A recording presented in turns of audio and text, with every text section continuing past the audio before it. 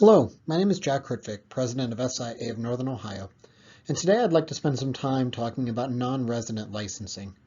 We will occasionally have agents reach out to us because they're looking to write a piece of business outside of their home state, and they want to know the risks and rewards of doing so. Well, the purpose of this video is to talk about the pros and cons in getting licensed in another state so that you can make a good decision whether it's the right thing for your agency to do.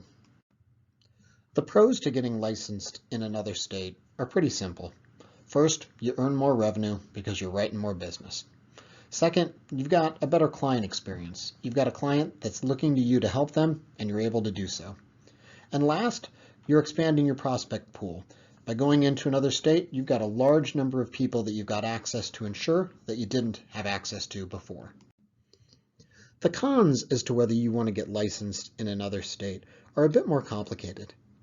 The first thing you want to think about are the licensing costs. The costs can vary state to state, but there is a cost to get licensed in every state you work in. And sometimes we'll have agents that are just looking to write one, maybe two policies there, and they find that the cost to absorb the licenses is more than the commission they would make on those accounts. Second thing you want to think about is the E&O exposure. And let me give you an example there. We had an agent who was looking to write a piece of business in a no-fault state. And as a result, they weren't familiar with personal injury protection. And they gave their client a far lower limit that they would normally have given had they understood what that coverage was.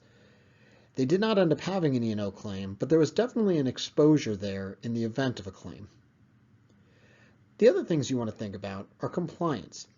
Compliance is different in each state. Some states it's as simple as getting the insurance licenses. In other states, there's other things you need to do to be compliant with state laws. So you want to make sure that you've got a good understanding of all the things that you need to do to be compliant in a state before you're writing business there. You also want to think about the carriers. The carriers are going to look at whether they want to license you in that state before you write a piece of business.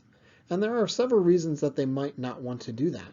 They might not want to pay for the licensing costs that are involved in having you work in that state. They might not want to grow in that state. So you want to reach out to your carrier to make sure that they're okay with licensing you in that state before you start to write business there. You also might want to talk to your carriers about competitive issues. When you build a carrier portfolio, you're generally doing so based on where you're located, and you may or may not be competitive in the new area that you're looking to expand to. So you want to make sure that your current carriers have the capacity and the willingness to write in the places that you're looking to write. You also want to think about the potential profitability issues. I'll give you another example. We had an agent that wanted to help a friend out by writing a vehicle that they owned in Florida. They wrote the vehicle, Hurricane Ian came through, and the car was a total loss. When you write in states like Florida, there's definitely a potential for profitability issues. So you want to take that into account when you're deciding whether you want to expand into another state. The last thing you want to think about is time. All the things that I just talked about, they take time. And you want to make sure that the basic reward of getting licensed in that state is worth all of the time and effort that you're going to put into it.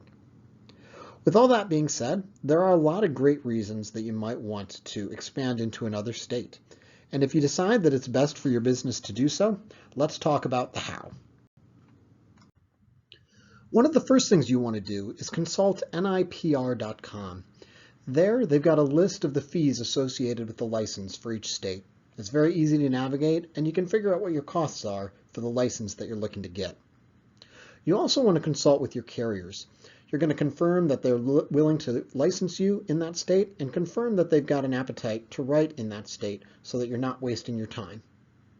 You're also going to spend some time educating yourself on any legal or policy differences in that state. You want to start on the legal end by contacting the state's Department of Insurance. They can walk you through what you need to do to make sure that you're legal in operating in that state.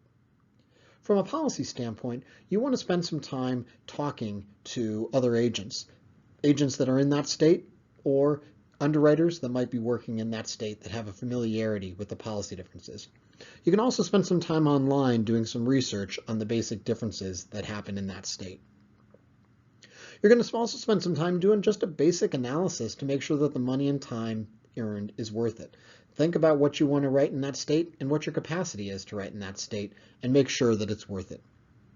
And once you've decided that you do, you simply log on to nipr.com and apply for a non-resident license. You're going to need a non-resident license for both the entity and for you as an individual. Lastly, I'd like to take some time to talk about some of the alternatives if you're still unsure about whether you want to get licensed in a different state. If the licensing and compliance aspect is bothering you, there are companies out there that can help you manage your licensing and compliance issues. I put Circon on here because we've worked with them in the past, but there are a lot of companies that do this. This is not a cheap option though. They do charge you for this service, so keep that in mind if that's something that you're willing to consider. You also might want to consider talking to Access Plus. Now, Access Plus is not going to help you in regards to some of the licensing aspects. If you're writing a piece of business in another state through Access Plus, you do still need to be licensed in that state because you're the one that is giving your customer advice on what coverages they should have. However, Access Plus might be familiar with the state you're looking to write in and can help you with some of the other issues that you might be encountering. And lastly, you want to give some thought in regards to potentially referring the business. If you just don't want to get licensed in that state at all, we can refer you to an agency that is an SIA agency in that state that will do a good job of taking care of your client. If you're looking for that option, just reach out to us and we can find that agent for you.